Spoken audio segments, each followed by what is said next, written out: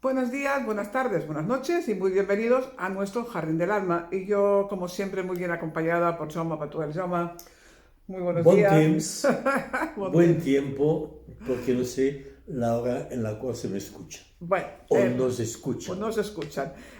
Hoy os prometemos un programa muy interesante porque me encantan las ideas que él va buscando para hacer programas y nos encontramos con un filósofo francés, ¿sí? Una persona encantadora que ahora tiene 102 años, una mente completamente lúcida, aunque como dice él, su cuerpo no acompaña igual que hace 50 años atrás, pero su mente está intacta. Y entonces él nos lleva a darnos cuenta de que a pesar de la edad, él tiene una juventud en el alma, que eso es muy importante, y una voluntad de salir, de luchar y de estar ahí y vivir realmente la vida como una poesía, no simplemente como es la prosa, ¿no? Que decíamos. Este autor es Edgar Morin, que lo conozco en sus escritos de hace años. En el ámbito educativo escribió un libro allá por los años 80, Las 7 claves de la educación, pero hace 2 años, estando en el pueblo de mi hijo en Francia, Figeac, que está en la Occitania, al lado de Brive, a 150 kilómetros de Toulouse, hay 2 librerías, es una ciudad de 12.000 habitantes, por tanto es centro de comarca con todos los servicios. Al pasar por la librería vi un libro pequeño de Edgar Morin y como era un libro pequeñito, lo compré, que te lo puedes leer en un par de horas, pero me quedé pasmado y esto me dio una idea que después, si me acuerdo, la comentaré. El título era Réveillons-nous, despertémonos. ¿Y por qué escribía este libro? Escribía este libro para autoconmemorar, para celebrar sus 100 años. Bonita manera de celebrarlo, escribiendo. Es Eso es decir, maravilloso. y eso me dio la idea que alguna cosa puedo hacer yo cuando tenga 100 años, pero Claro. me faltan aún una década. Y entonces en este libro escribía realmente cómo veía en aquel momento las dos Francias. La Francia de 1789, revolucionaria, reaccionaria del pueblo, y la otra Francia técnica, tecnócrata, la burguesía que ahoga al pueblo. Jugaba con esas dos Francias. Por eso, y hace poco, a raíz de que ha publicado, creo, un par de libros más, y uno creo que se titula El disidente, es decir, el que no está en la corriente popular, en el mainstream, el que no está en lo que dice la televisión, el que no está en el pensamiento único, este es un disidente, Bueno, porque no comulga con todo lo demás. un reaccionario. Pero el problema es cuando él habla en la conversación de Putin, dice, lo grave de Putin, ciertamente es la guerra fría, pero lo grave de Putin es la dictadura que tiene en la misma Rusia. Y quien dice Putin, podríamos decir Cualquier otros otro. estados. Exacto. Por lo tanto, Edgar Morin intenta, en sus 102 años, mantener esta fuerza vital que le da vida. Tiene suerte, quedó viudo, está otra vez casado desde hace 12 años y su esposa es el báculo, que hay que reconocer que muchos hombres, entre yo me cuento, gracias al báculo de mi esposa, puedo hacer un montón de cosas que hago. Si ella no estuviera, no lo haría. No. Digo esto porque entonces Edgar Morin mantiene una cabeza clarísima y la nota que yo le noto es una falta de cierta esperanza con mayúscula. Bueno, pero a ver, yo no creo que esté tan desesperanzado, aunque es muy crítico y muy claro en el pensamiento. Porque ya de entrada nos dice que él tiene una misión inacabada, con lo cual él reconoce que realmente su misión no acaba hasta que él se vaya. Exacto. Hasta el punto final, hasta los últimos suspiros, estará cumpliendo su misión de vida. Y no, en ese sentido, el pensamiento que decía, él vive porque siente una fuerza vital. Y hace la comparación que a mí me ha encantado. La vida es prosa y al mismo tiempo poesía, en diálogo continuo. La prosa, el quehacer cotidiano, las dificultades del día a día, los problemas que es la vida, y todo esto hay que resolverlo para sobrevivir. Y aquí es la función del cerebro. La función del cerebro es un sobrevivir. Pero también habla de la poesía, este momento agradable del baile, del juego, de la conversación con los amigos. Esto que aparentemente no es útil, que es falso, porque es lo que da poesía a la vida, y esta poesía a la vida hay que cultivarla más. La prosa a veces se come la poesía.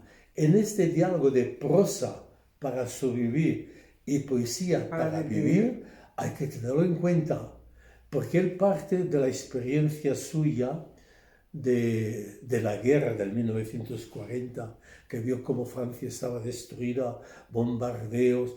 Él estuvo en la resistencia francesa, entró en el Partido Comunista en el 1941 y en el 1951 rompía el carnet de comunista, como tantos otros rompen los carnets de los políticos.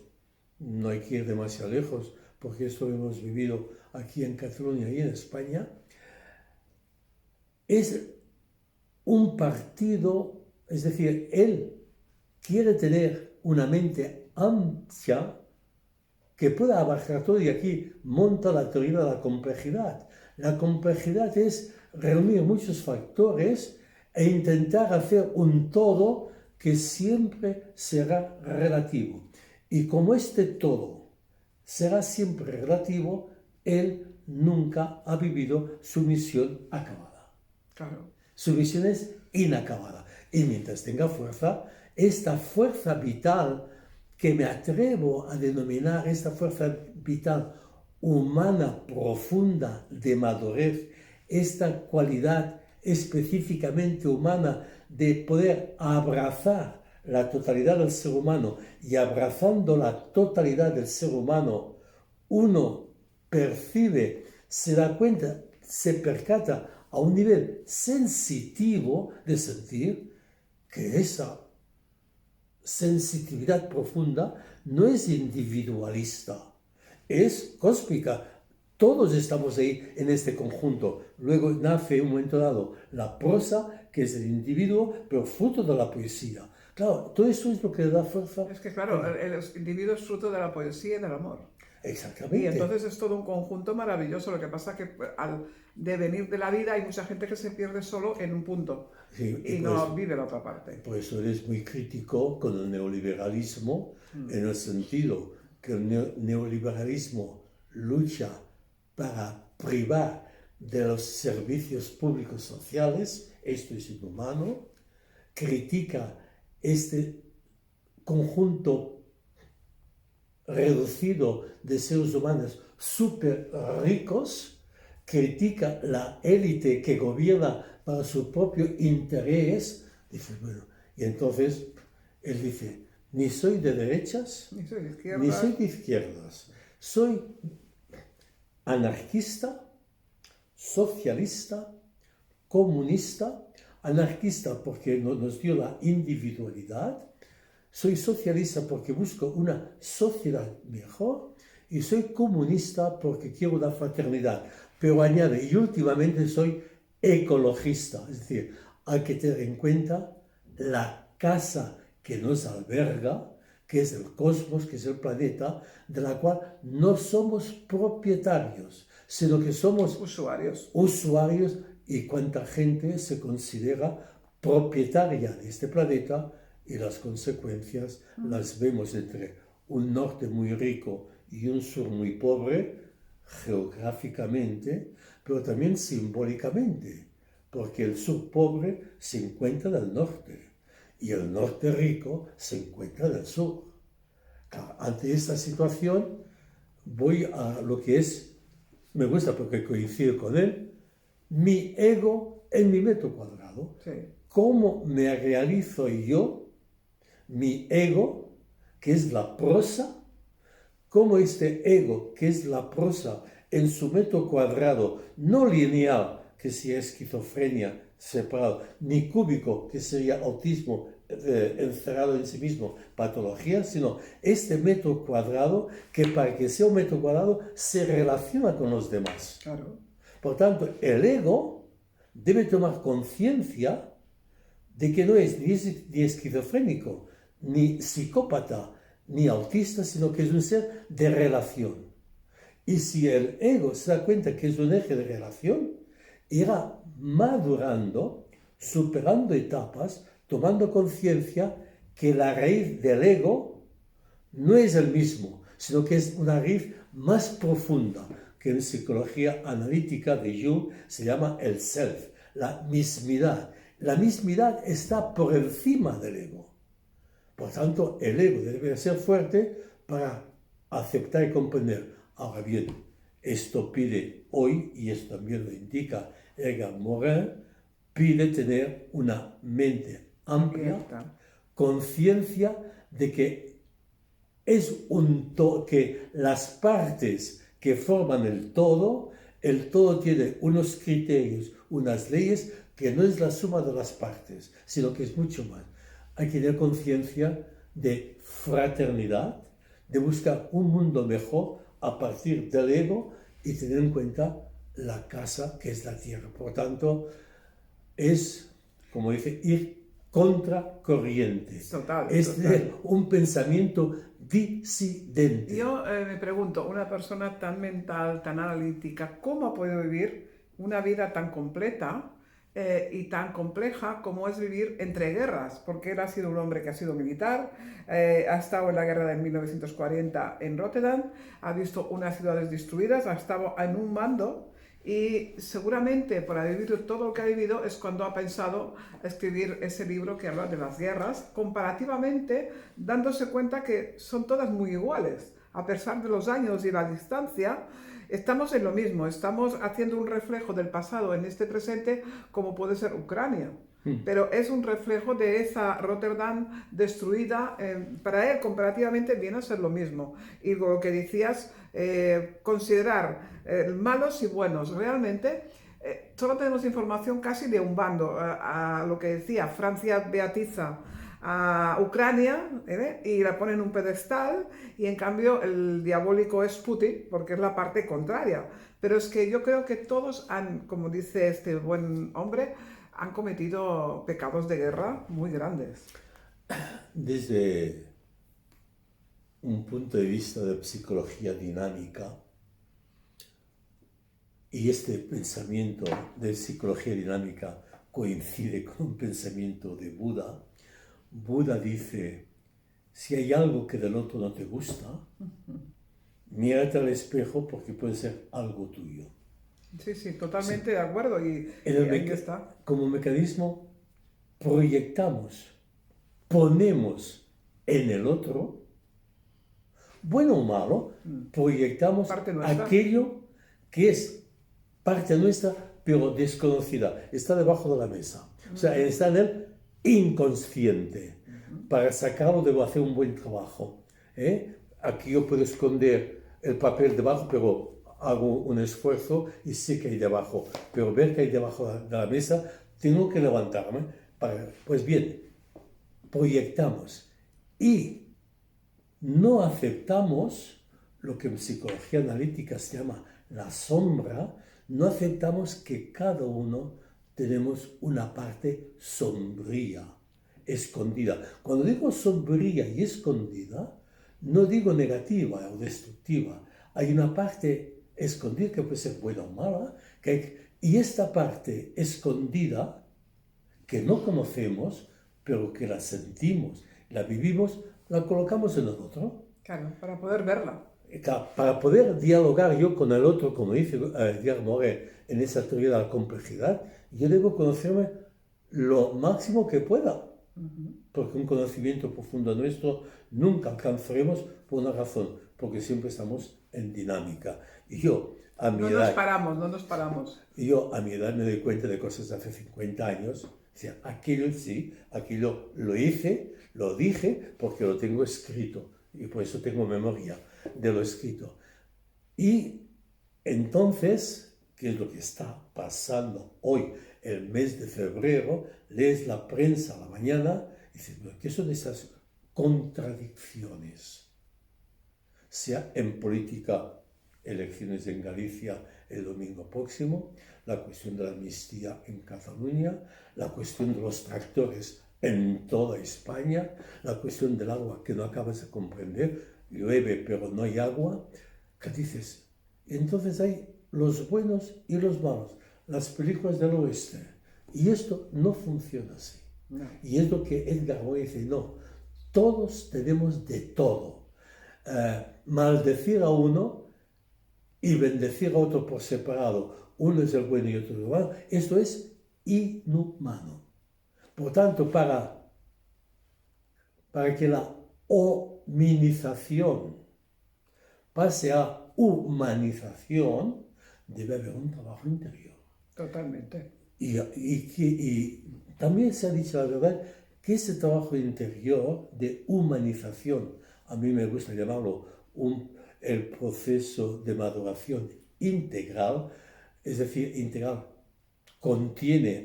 intenta abarcar, si no, no hay humanización, todas las dimensiones del ser humano. Este proceso es el que hay que trabajar para hacer un cambio en la sociedad. Totalmente, totalmente. Pero además es lo que esta persona, que yo creo que eso también está reflejado en este libro último que ha escrito, que va analizando estas guerras y va viendo cómo funcionan. Por ejemplo, cuando habla de Ucrania, habla de Donbass, y Donbass es una zona muy rica, ¿vale? Pero según él comenta, ha sido industrializada y ya en la época de la Rusia zarista, del final del siglo XIX, con lo cual ahí estaba ya Rusia enseñando, industrializando y aportando un criterio y una formación a los trabajadores que estaban en esas minas y sacando esas riquezas de la tierra.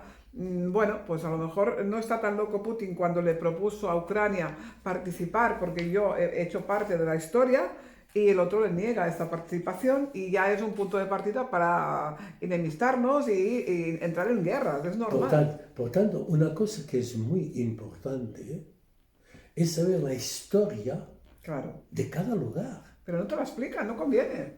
Y esto es lo que está pasando en casa nuestra. Claro, bien. Es decir, esta misma mañana lo tengo, y he hecho copia porque lo quiero ver con calma.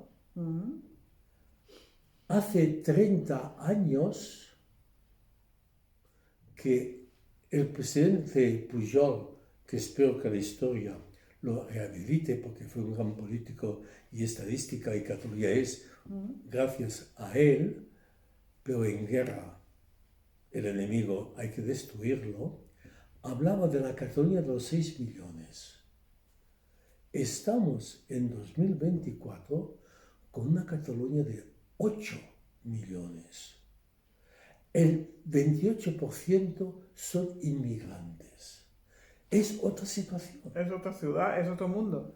Y a mí, antes me quejaba, y ahora estoy muy contento, cuando oigo a jóvenes de 35 años dar una conferencia sobre inteligencia artificial, o a una persona de 45 años escribir un libro que a mí me gusta, digo, mira, esta misión inacabada de Edgar Morin continúa con las generaciones que suben. Claro. ¿Y qué pasa con esas generaciones que suben? Se va ampliando, no individualmente, sino comunitariamente, un nivel de conciencia por el cual ves que la humanidad avanza y que hay que hacer que este avance técnico vaya acompañado, cosa que no va acompañado este proceso, del pensamiento crítico.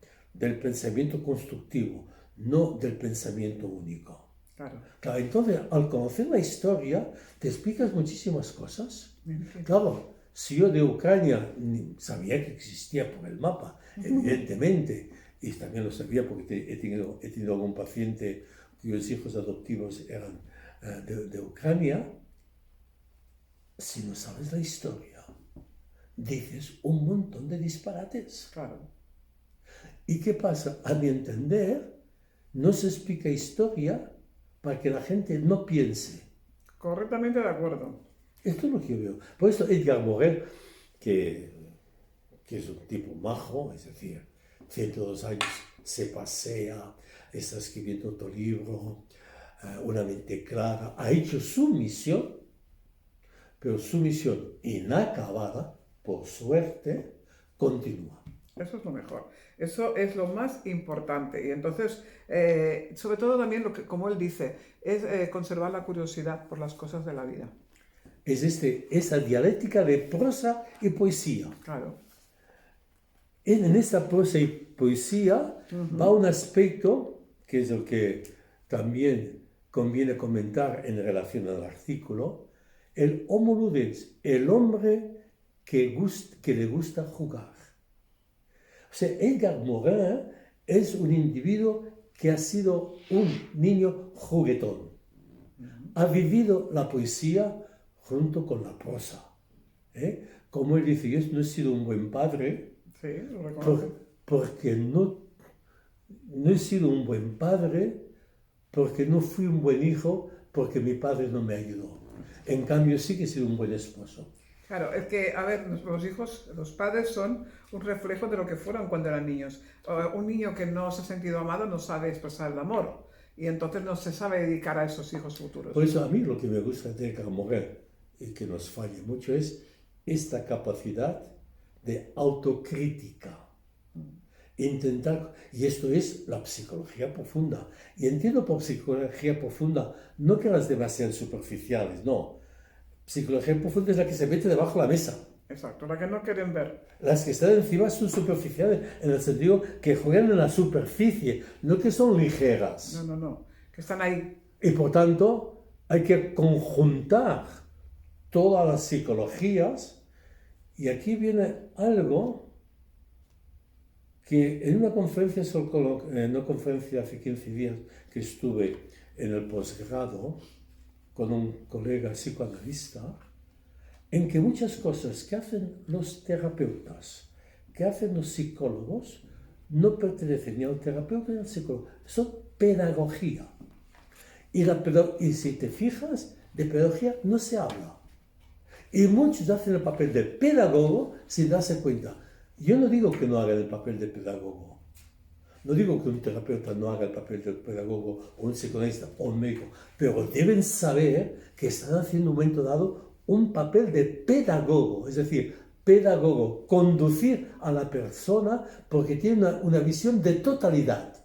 El pedagogo es aquel que, teniendo la información del médico, o del oncólogo, o del dentista, la información del psicólogo o del psicoanalista, o la información del médico o del psiquiatra, tiene toda la información, la gestiona y ayuda. Esta es la faena del pedagogo.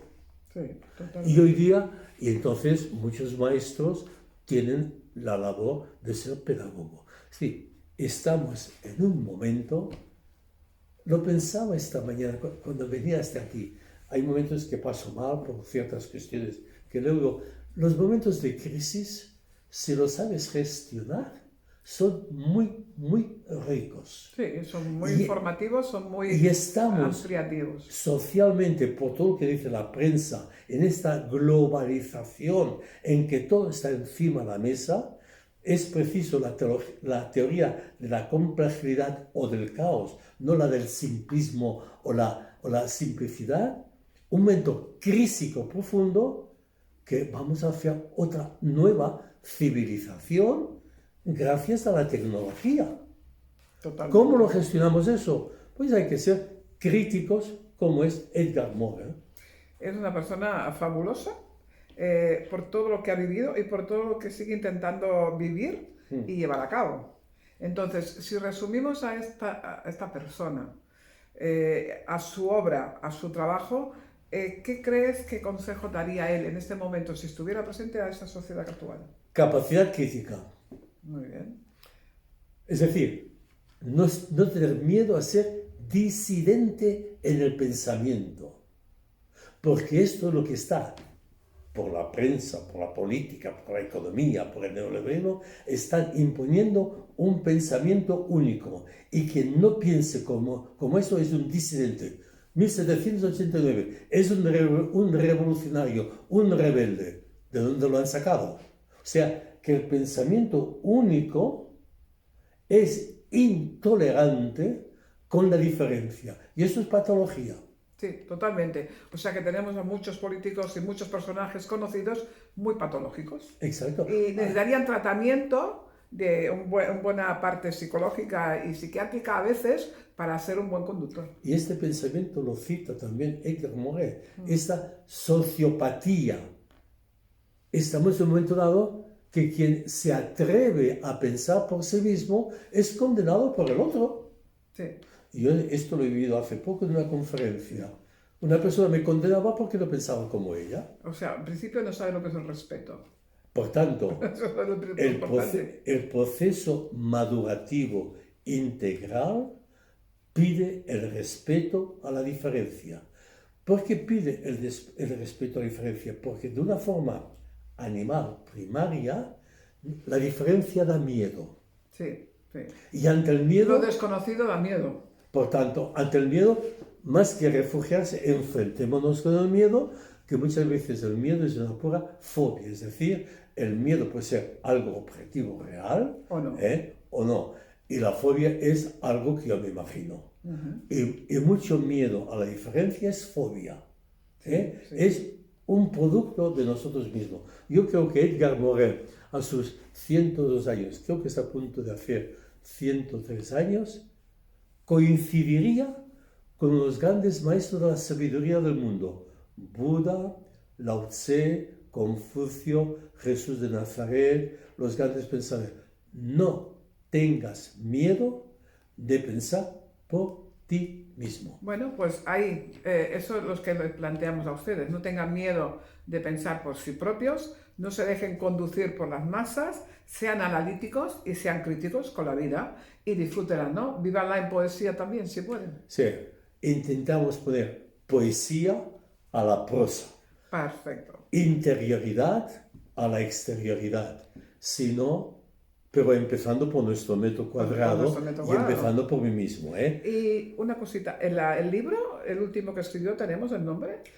Creo, no estoy seguro, creo que se titula El Disidente. Ese es el libro último en el que nos habla de todo lo que hemos estado comentando por encima. Sí, ese es el último, El Disidente, creo. No lo he buscado, pero lo deduzco por el artículo. Intentaremos buscar al disidente, leerlo, para poder comprender más a esta persona tan importante que sabe vivir plenamente a partir de unos 100 años, todavía continúa en la lucha y con la ilusión de vivir. Exacto. Eso es lo importante. Pues gracias por estar aquí, gracias por venir, Jaume. Y gracias por escucharnos, que ya es mucho. Y pensar un poquito. Gracias.